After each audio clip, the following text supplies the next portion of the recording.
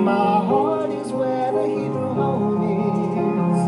For where the heart is, that's where you find the Hebrew home. Hebrew home, Hebrew home. Good morning, Hebrew home. My home, my heart is where the Hebrew home is. For where the heart is, that's where you find the Hebrew home.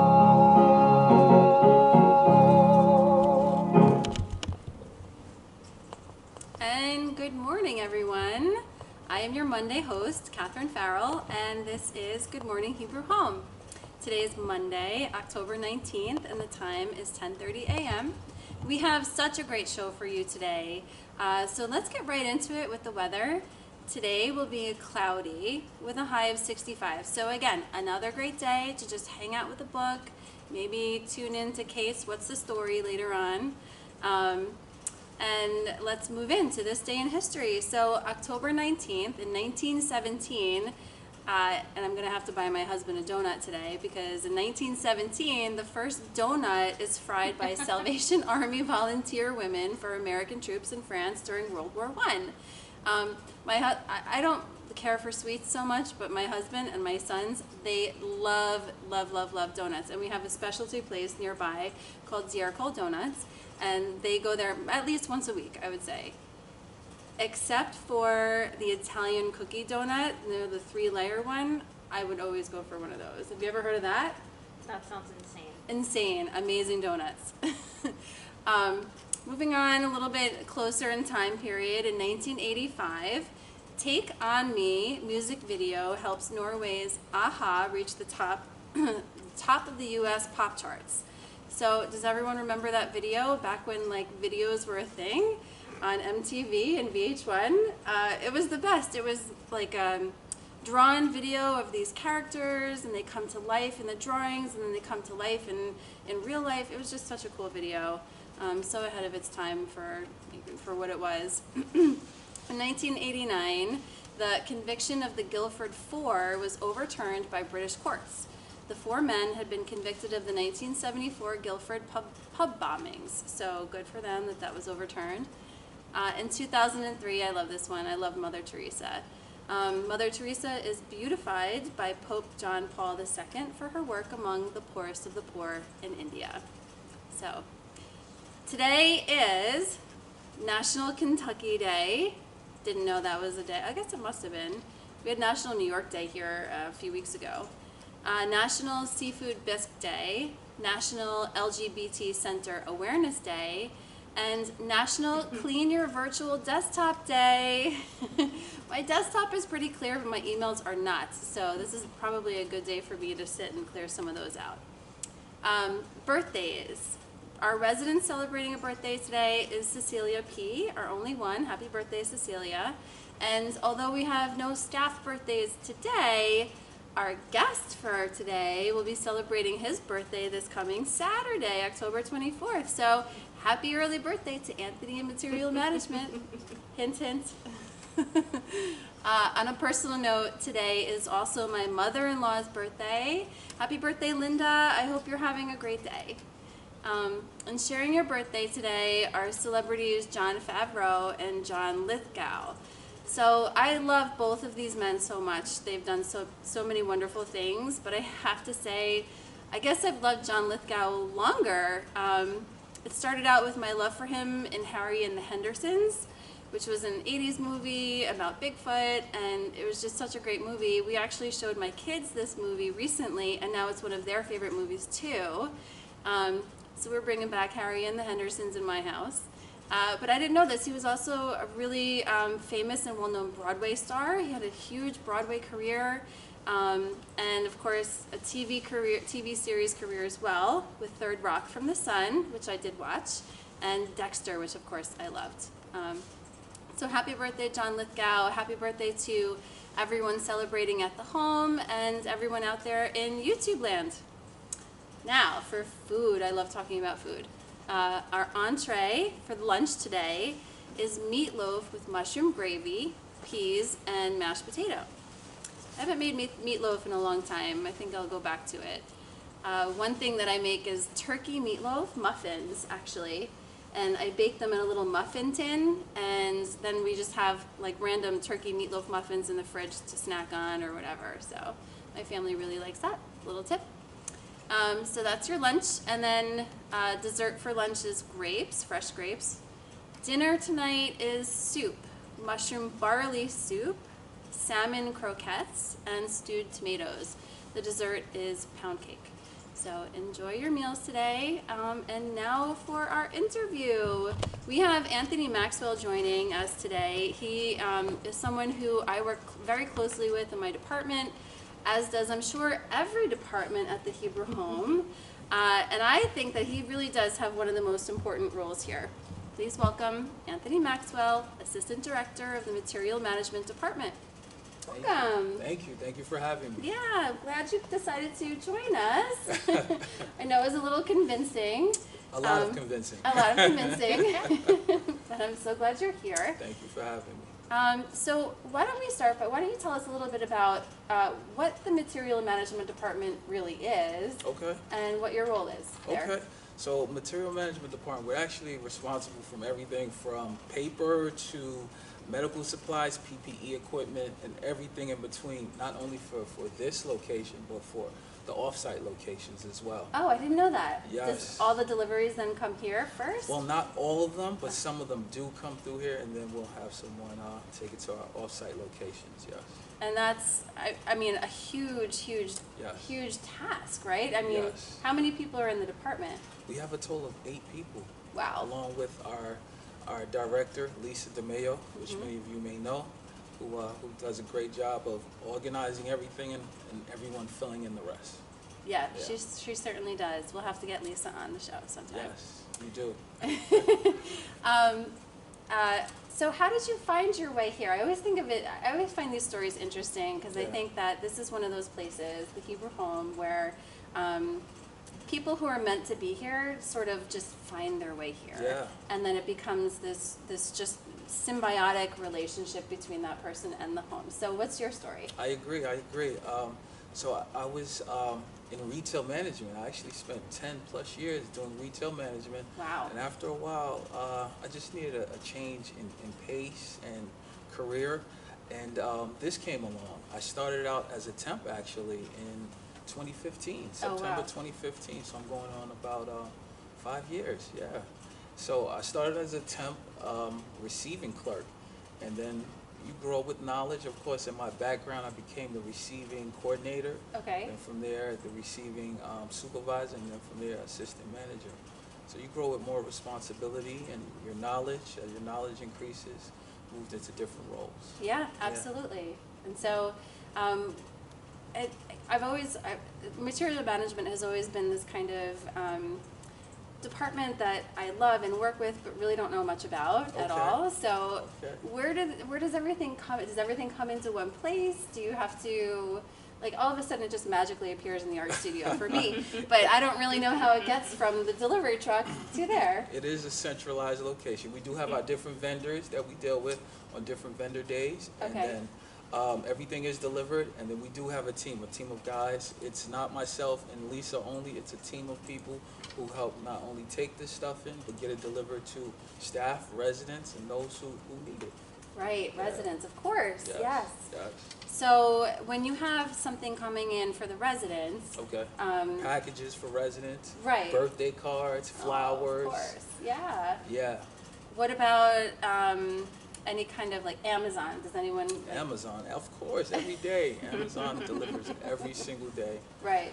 Yeah, so they'll come see us, and Okay. then we'll deliver it to the residents. So the residents don't have to go looking Perfect. for their packages. They know we'll get it, and then we'll bring it to them. That's great. So your team brings it right to their room. Correct. Well, That's not great. to the floor. And To the then floor, the okay. nurses, CNA, they help us out with that as well. So it's a team. Yeah, well, Yeah. that's the song of everyone here at the Hebrew Home, Yes. right? This teamwork effort for Yes. to get things going for the residents and to get them the things that they need. So, like I said, I think that you really are one of the most Thank you. important staff here. Thank you. Yeah. Appreciate that. So tell us a little bit about maybe how your role has shifted since COVID. Well, COVID has changed everything, as we know here.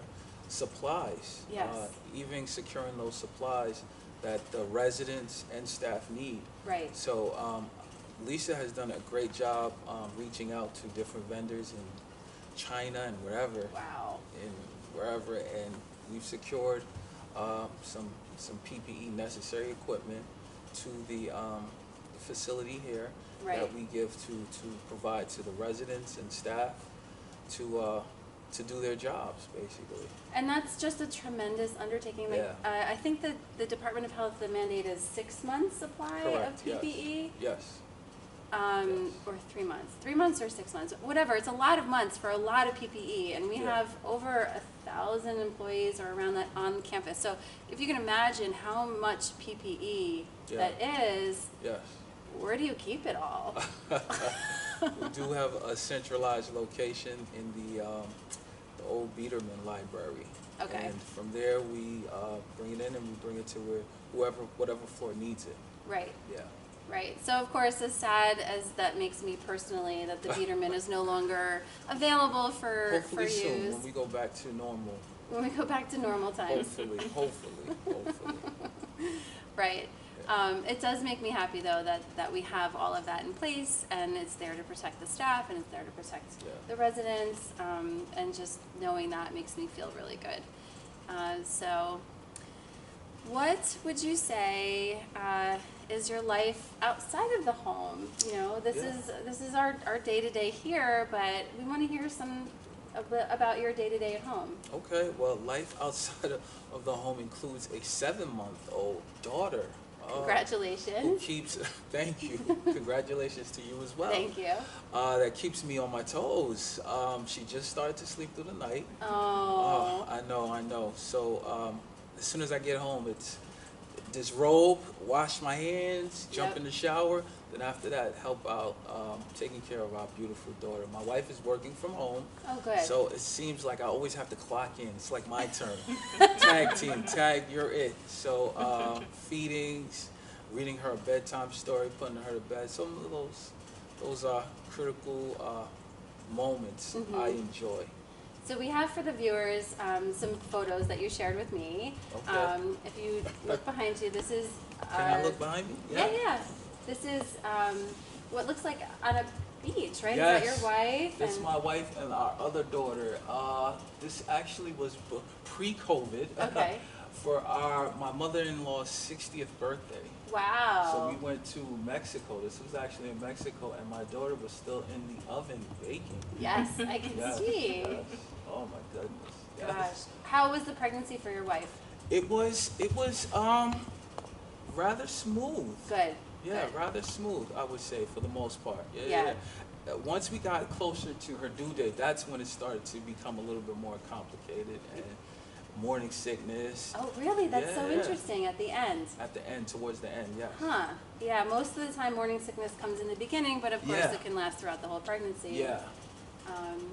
And then, you sent me a lot of photos of your daughter, and I couldn't choose, so I narrowed it down to 5. Yeah. And this is, what's her name? Camilla Brielle Maxwell, born March 11th, right before everything. Right before that Friday the 2020, 13th yes. of craziness, right? At 10 a.m. She loves to read. Oh. My wife does a great job at making sure she's happy and she has her books and she's secure. And and so she must be the most stylish little baby I think I've ever seen. My wife, I think with everything going on, my wife has become a photographer. Like, She certainly has. You chose this one? Yes, of course. I love that red hat and the, Yeah. the Black Lives Matter and the cardboard. Yes. Like, it's just such a great everything. Yes. And then, of course, I can't believe how much hair she has for 7 months. Tons. Oh That's my goodness. amazing. So as you know, our daughters were born close together, and Cassidy, who's almost 8 months, doesn't have nearly as much hair as that. She does? No. Wow. She was born with a lot, and then a lot fell out, actually. Okay. This happens in all, My a lot daughter, of babies. some of her hair is falling out Yeah. now, and you see at the side, she has a mohawk kind of. Yeah. Yeah, but she's so precious. Thank you, so thank you. precious. So, what do you do for fun or self-care at home? Well, self-care, actually, my 13-year-old, she's into dermatology. She loves Dr. Pimple Popper. Okay. So she's... Oh, that's right. That's a show, right? Yes, she's into that. She's into skincare. So every chance she gets, she asks me to take her to Target to go get all kinds of products. So as of right now, I'm her first client. Okay. And she's been actually pampering me, giving me facials. She had me use the pore vacuum on me, so I'm kind of like her guinea A pig. pore vacuum? She has a pore vacuum that she got for her birthday, and she uses it on me, and she'll set the mood in her room. She has LED lights, and she'll turn off the lights and music and Aromatherapy? not aromatherapy. She's not there yet. She did have the music, and from there, I would say that's about it. Try to just, of course, relax when you're not on campus, just off campus. You're trying to just relax and spend as much time with your family and loved ones as you could. That's right. Yes. Yeah. And having that separation is really, really healthy. Yes. It's something I really encourage in my staff, as I'm sure you do for your staff too, to take their vacations. Yes. If you're not feeling great, take your sick time, get yourself checked out, and really try to stay healthy and doing all these things. Even though you're spending time with your daughter, and it's you're investing your time in her and her interests, and creating a deeper bond from what you already and to have. see her grow. I was looking at all the old pictures. She's so much bigger now. Like, Well, you said she's 13, right? Well, the oldest is 13, but Camilla is 7 months. Yeah. So a lot of those pictures are from months ago. So as you're flipping through, you're seeing how she's grown. Yes. To see her, she's a tumbler. I call her a professional tumbler. Oh, great. She'll be on one side of the crib, and then by the time you turn around, she's on the other side. So she just rolls her way? And she'll just roll her way, and she's starting to learn how to crawl. Good. So, yeah. That's great. Yeah, that's great. She stands, of course with assistance, but seeing these little milestones, hitting her, these little milestones, those are some of the things that you enjoy. Of course. Yeah. So I don't Keeps have going. that much of an exciting life outside because of a newborn, but it's trust me, it's fulfilling and rewarding in the same. Absolutely, and really wonderful, and it is. Just it really changes you to be able to be around kids and to raise kids. Especially in times like this, Yeah. she's like a ray of sunshine. Like when you think about her, I know we all have things going on in our life, and the world has changed. But when you go home to this little beautiful bundle of joy, her eyes are so full of love. It warms your heart, and makes you melt. She has me wrapped around her finger. Of course, she's not even one. Of course. Yeah. She probably knows that by now too. She does. She definitely does. Well, I could sit here and talk about babies forever. I know, me too. But we have one last question, Okay. and that's: do you have any hidden talents? I do love to draw. Oh. Yes. I should have sent you some pictures. Yes. Yes, and my daughter, she's gotten into painting. Oh, wow. So me and her, we've tried to, try to incorporate that a lot more, but... What's your favorite thing to draw? Favorite thing? Yeah. I'm more of like a cartoon kind of, yeah. And your daughter? My daughter, she's all over the place. She has some great paintings. I'm sorry, I should have definitely sent you some. Next time you come back. I don't know about the next time. I definitely don't know about the next time. But I definitely will share some of those pictures. Definitely do. Well, Anthony, thank you so much for agreeing to be on the show. Yes. I really appreciate you and all that your team does for the home, and it's wonderful to have you here. So thank you. Thank you for having me. Thank you. You're welcome. All right. All right. So for our final segment today is going to be the positive news story. But I chose this story because it's focusing on eye color. And I actually personally find that so fascinating because my son, Christopher, He was born with green eyes, but one of his eyes has specks of brown in it. And I'd be like, Christopher, what color are your eyes? And for the longest time, I actually didn't even really know what color his eyes were because it was brown and it was green. He also was born with a little white spot of hair. And so, of course, I went and did some research, and I found out that these are both forms of something called heterochromia. And that means a variation in coloration. The term is most often used to describe color differences of the iris, but it can also be applied to color variation of the hair and skin, like Christopher. It may be inherited or caused by genetic mosaicism, chimerism, disease, or injury, and it occurs in humans and certain breeds of domesticated animals. Heterochromia of the eye can be complete or sectoral. So in complete heterochromia, one iris is a different color from the other. In sectoral heterochromia, part of one iris is a different color from its remainder. So Christopher has sectoral heterochromia. Therefore, when I saw this story, it was about eye color, and I was like, right there, we're definitely doing this one. So it's not really a positive news story, just interesting things about eye color. It's 5 things your eye color might reveal about your health and personality. 1, dark eyes, less likely to have macular degeneration. First and foremost, your eye color meaning can give insight into your overall eye health.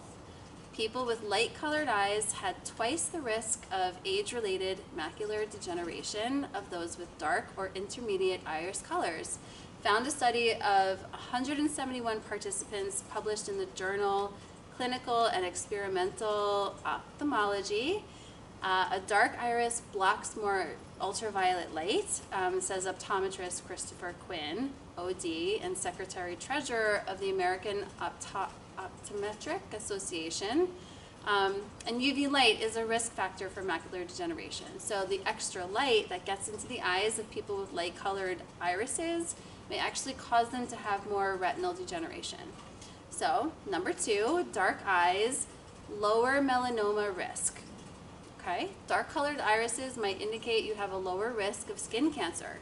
In a study published in Cancer Epidemiology, Biomarkers and Prevention, researchers took DNA samples and gathered sun exposure data from nearly 500 white children ages 6 to 10 for 4 years. Children with blue-eye gene were more likely to develop moles compared to children without that gene, and the number of moles people develop during childhood can sometimes predict the risk of melanoma in adulthood. So other research has found that people with blue or green eyes are at a greater risk of melanomas of the eye, likely because they have less light-absorbing pigment to shield the eyes from sun damage. No matter what your eye color meaning may infer, it's always a good idea to protect your eyes with large sunglasses or UV absorbent contact lenses, which I didn't even know was a thing. I don't wear contacts, so of course I wouldn't know that. Number 3, light eyes, more competitive. Again, kind of random. Australian researchers asked 336 participants of white European descent to complete questionnaires designed to measure personality factors. Agreeable factors were determined by how closely participants identified with statements such as, "I make people feel at ease," or "I see myself as someone who is considerate and kind to almost everyone." Those with dark eyes were more likely to be associated with words like generosity, friendliness, and empathy than the light-eyed people, whose personalities were pegged less agreeable and more competitive. Of course, more research is needed on this eye color meaning. The researchers suggest that results could have to do with the evolutionary roots. Number 4, dark eyes considered more trustworthy. In a study published in PLOS 1, researchers asked 238 volunteers to rate photographs of people for trustworthiness. Overall, participants rated brown-eyed faces as more trustworthy than blue-eyed faces. However, when researchers digitally changed the eye colors, the ratings remained consistent. This led researchers to analyze the correlation between eye color and facial features. They discovered that men with dark eyes tend to have more additional trustworthy traits, according to the images, than those with light eyes, such as bigger mouths, broader chins, and bigger eyes, features that mirror how faces naturally express happiness. Of course, more research is needed, and especially determine this eye color meaning for women who actually did not show the same correlation. Number 5, last one, light eyes, less likely to have vitiligo. In a University of Colorado School of Medicine study, researchers tracked nearly 3,000 people with vitiligo. It's an autoimmune disease in which a person's immune system attacks healthy pigment and causes a little bit of blotchy skin coloring. Researchers identified 13 genes linked to a predisposition to vitiligo. They found that people with the disease were significantly less likely to have blue or gray eyes than those without it. Of the vitiligo patients, who were all of non-Hispanic European ancestry, 43% had dark eyes, 30% had green or hazel, and 27% had blue or gray eyes. This differed from typical eye color distribution among Americans of non-Hispanic European descent, in which 52% have blue or gray eyes and only 27% have brown or tan eyes. So interesting. I just happen to find genetics really interesting and fascinating. How about you? Do any of you have any interesting eye color stories? What's your eye color? Does anyone out there have 2 different eyes or an interesting heterochromia story? Give us a call and let us know. You can call us at extension 2813.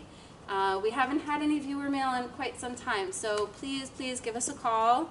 We'd love to hear from you about heterochromia or about anything, about the weather, anything really. So remember to tune in to Channel 8 later today. We have What's the Story with Kate at 11:15, Exercise with Deborah at 1:30, and don't forget, you can catch this episode of Good Morning Hebrew Home tonight at 6:30 on Channel 88 or on YouTube. That's our show for today, guys. Join us tomorrow morning for another great show, same time, same place. Once again, I am your Monday host, Catherine Farrell, and this is Good Morning Hebrew Home. And I'm going to leave you with this inspirational quote by Rob Siltonen. People who are crazy enough to think that they can change the world are the ones who do. Have a great day, everyone.